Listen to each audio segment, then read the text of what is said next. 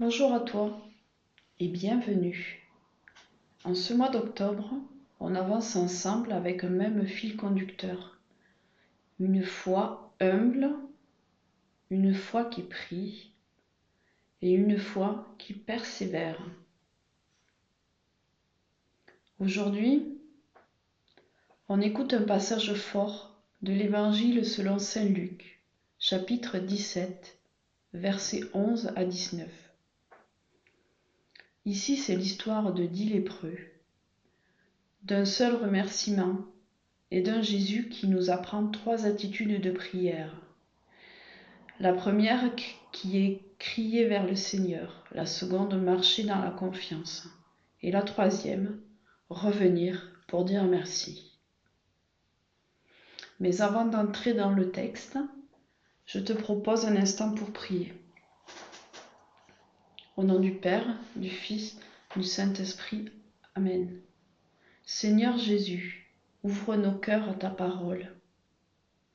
Apprends-nous la supplication confiante, la marche persévérante et la gratitude humble. Amen. Je vais maintenant donner lecture de l'Évangile selon saint Luc, chapitre 17, versets 11 à 19. Vous pouvez fermer les yeux pendant la lecture si le cœur vous en dit.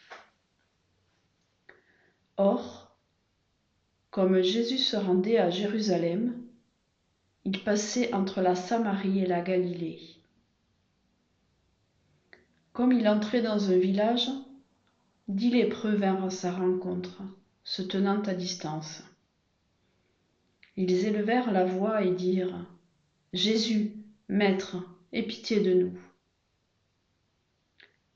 Dès qu'il les eut vus, il leur dit : « Allez vous montrer au sacrificateur. » Et pendant qu'ils y allaient, il arriva qu'ils furent guéris. L'un d'eux, se voyant guéri, revint sur ses pas, glorifiant Dieu à haute voix. Il tomba sur sa face aux pieds de Jésus, et il rendit grâce. C'était un Samaritain. Jésus, prenant la parole, dit : « Les 10 n'ont-ils pas été guéris ? Et les 9, où sont-ils ? Ne s'est-il trouvé que cet étranger pour revenir et donner gloire à Dieu ? » Puis il dit : « Lève-toi, va, ta foi t'a sauvé. »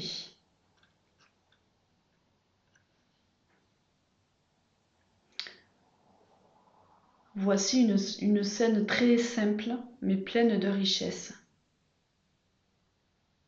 Luc précise que Jésus est en chemin vers Jérusalem. Et je pense qu'ici, ce n'est pas un simple détail géographique, mais que c'est le chemin du don de soi. Chaque rencontre sur ce chemin devient une image du salut. Le chiffre 10 dans ce texte m'a interpellée. C'est 10 lépreux que Jésus rencontre ici. Et j'ai trouvé que dans la Bible, le chiffre 10 renvoyait à la plénitude d'un groupe, renvoyait, entre guillemets, à toute l'humanité. Toute l'humanité marquée par la lèpre qui, je pense ici, est associée au péché. Donc ici, ces 10 lépreux, c'est un peu toute l'humanité qui est blessée, qui a péché et qui est mise à l'écart, mais qui est encore capable de crier vers Dieu. Et tous crient, 10 crient, 10 sont guéris, donc tous sont guéris. Mais un seul revient dire merci. Et cet homme, c'est un étranger, un Samaritain. Donc là, je me dis qu'en fait, la vraie foi, elle surgit là où on ne l'entend pas forcément. Ici, L'image prend un Samaritain. Mais comment ce texte nous parle des 3 attitudes de prière? Donc pour la première attitude, la supplication humble, en fait les 10 supplient Jésus. Ils disent « Jésus, Maître, aie pitié de nous ». Donc la prière commence par un cri. Ce n'est pas un cri de colère, ce n'est pas un discours compliqué, c'est juste un cri du cœur. Ces hommes se tiennent à distance pour ne pas transmettre leur maladie à Jésus. Et donc ils sont exclus de la société, entre guillemets. Mais ils osent quand même élever la voix. C'est bien précisé dans le texte, ils élèvent la voix. Ils ne demandent pas un miracle spectaculaire, ils demandent la pitié.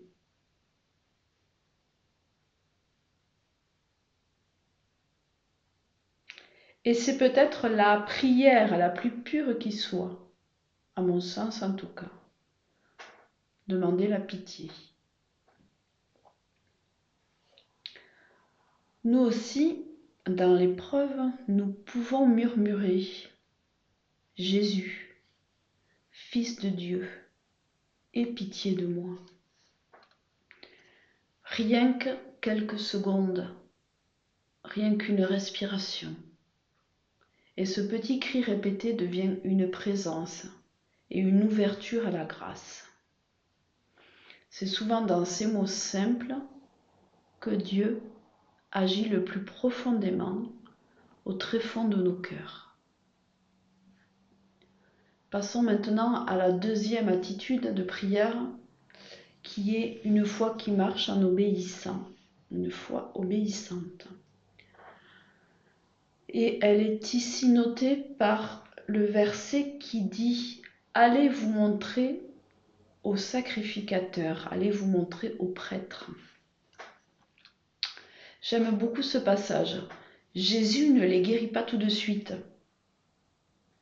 Il leur dit simplement « Allez », sans explication. Pas de geste spectaculaire, juste un mot « Allez ». Et c'est pendant qu'ils marchent qu'ils sont guéris. Pas avant, pas après, mais en chemin. Croire, c'est donc, à mon sens, ce n'est pas de voir d'abord et agir ensuite, c'est avancer, même quand on ne voit pas. C'est faire confiance à cette parole qui te pousse à bouger, même si au début c'est pas clair du tout.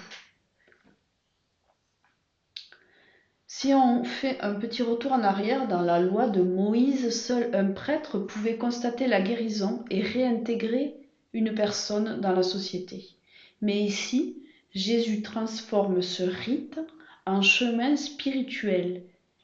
Il ne les renvoie pas seulement vers les prêtres, il les invite à se remettre en route. Et c'est pareil pour nous. La guérison intérieure ne vient pas toujours d'un coup. Elle se fait petit à petit, en marchant, dans la fidélité quotidienne, dans ces petits pas faits malgré la fatigue et le doute. On peut choisir un exemple concret. Demander la paix.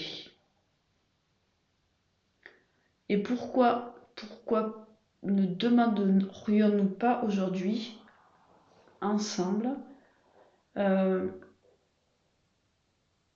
paix? Faire un petit pas aujourd'hui, envoyer un message de réconciliation, ranger un coin ou marcher un peu. Souvent, c'est en chemin que la grâce agit. Quant à la troisième attitude, la gratitude qui sauve, elle est stipulée dans ce texte par « il revint et il rendit grâce ». Donc c'est le Samaritain qui revient et qui rend grâce. Un seul revient, et c'est un Samaritain, quelqu'un que les Juifs considéraient comme impur. Et pourtant, c'est lui qui reconnaît Jésus comme sauveur.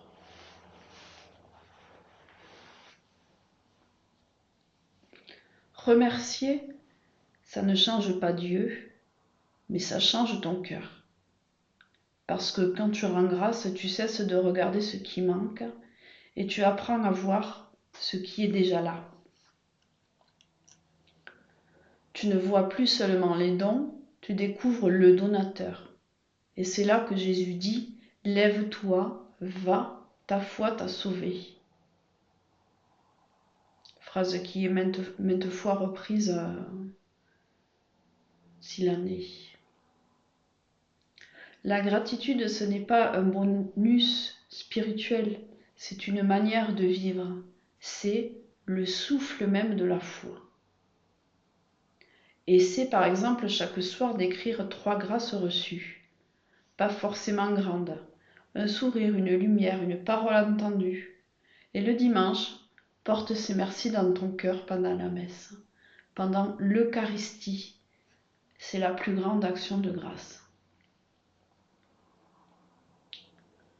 Maintenant que nous avons ensemble cheminé grâce à ce passage de la Bible, je te propose 3 petits défis pour la semaine. Tout d'abord, un micro-acte de foi. Juste respirer doucement et redire doucement « Jésus, aie pitié de moi ». Ensuite, une parole en action. Choisir une phrase de l'Évangile et la mettre en pratique. Et pour terminer, un service caché. Faire un geste discret, juste pour lui notre Sauveur. Je vous remercie d'avoir écouté cette réflexion que j'ai eue sur ce texte de l'Évangile. Je t'invite maintenant à une prière finale. Au nom du Père, du Fils, du Saint-Esprit. Amen. Seigneur Jésus, tu marches vers Jérusalem pour donner ta vie. Sur ta route, tu entends nos cris. Aie pitié de nous. Donne-nous la foi des lépreux, celle qui ose t'appeler même au loin. Apprends-nous à marcher sur ta parole, même quand tout n'est pas clair. Et ouvre nos cœurs à la gratitude du Samaritain, que nous sachions revenir vers toi et dire merci. Amen.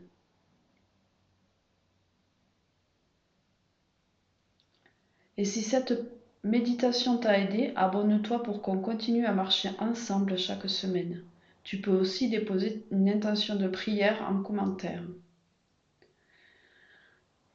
Je vous souhaite un bon dimanche, que le Seigneur te bénisse et te garde dans sa paix.